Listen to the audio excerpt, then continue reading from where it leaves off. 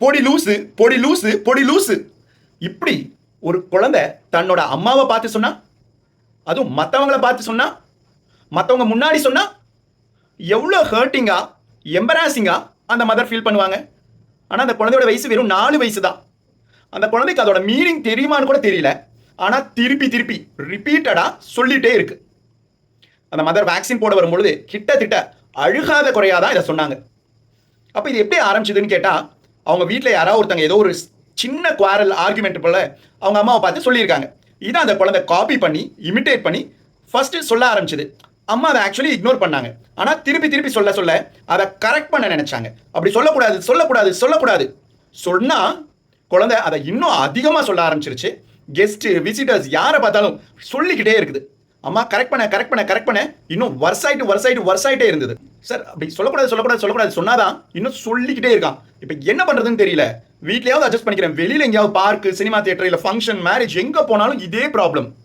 சொல்லிட்டு சிரிக்கிறான் சார் அப்படின்னாங்க. அப்ப அந்த குட்டி பேபிட்ட நான் சொன்னது, சரி சரி போடி லூஸ் கூட சொல்லிக்கோ, ஆனா பேபிமா மட்டும் சொல்லக்கூடாது, ஓகேயா அப்படின்னு சொன்னேன். இது நடந்து கிட்டத்தட்ட 1 month ஆயிடுச்சு.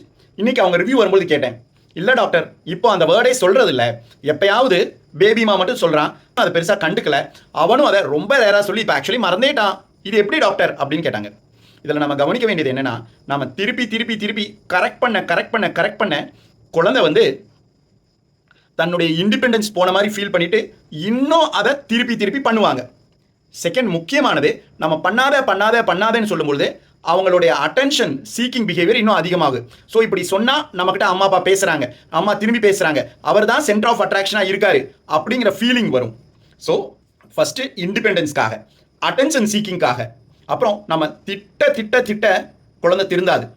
அன்பாக சொன்னாதான் குழந்தை திருந்தும். அதை விட இது ஃபஸ்ட்டு ஸ்டார்டிங் பாயிண்ட் யார் பண்ணது? வீட்டில் யாரோ ஒரு பெரிய ஃபேமிலி மெம்பர். இந்த குழந்தைக்கு வேர்டுக்கு மீனிங் தெரியாது, ஆனால் வீட்டில் இருக்க பெரியவங்களுக்கு மீனிங் தெரியுமா இல்லையா? அந்த 2 குட்டி கண்கள் நம்மளை எப்பயுமே வாட்ச் பண்ணிட்டு இருக்குங்கிறத நம்ம ஞாபகம் வச்சுக்கணுமா இல்லையா? மிக முக்கியமானது, குழந்தைங்க நம்ம கூடவே இருக்காங்க, நம்மளை எப்பயும் கவனிச்சுக்கிட்டே இருப்பாங்க. So we should be good role model. அது தவிர குழந்தைய கரெக்ட் பண்ணுறதை விட கனெக்ட் ஆகுங்க. Connection is better than correction.